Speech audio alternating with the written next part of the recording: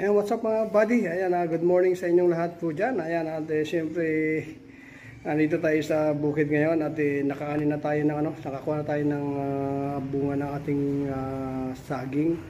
So, nag-iisip ako ng gagawin natin ng sa saging.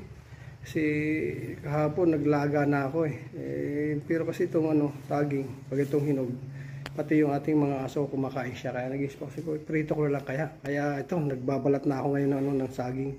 Ayan siya, nagbabalat na ako yan, tapos hatiin ko na siguro sa gitna yan, tapos ipiprito ko. Wala naman kasi akong flour dito na mga gamit, iprito ko lang siya, tapos lagyan ko ng asukal, kaya na lang gagawin ko rito yan.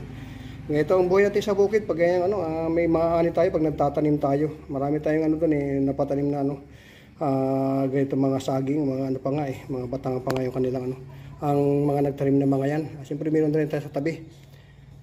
Ayan, ganito lang tayo sa bukid ko. Yung maaani natin, katulad kamating ka, yung ating makakain natin. Kaya masarap ang buhay sa bukid, laging fresh ang pagkain. Ayan, chat.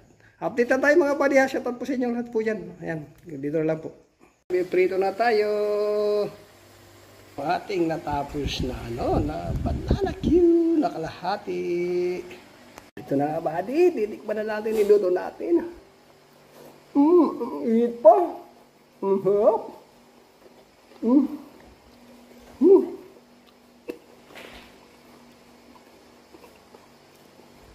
Ayos talaga. Ito, yung mga masasarap na pagkain sa buhay probinsya na mamimiss natin. Na ginagito, sarili natin gagawin, sarili yung tanim. O di ba? Saan pa ba kayo? Kaya samahan nyo na ako dito.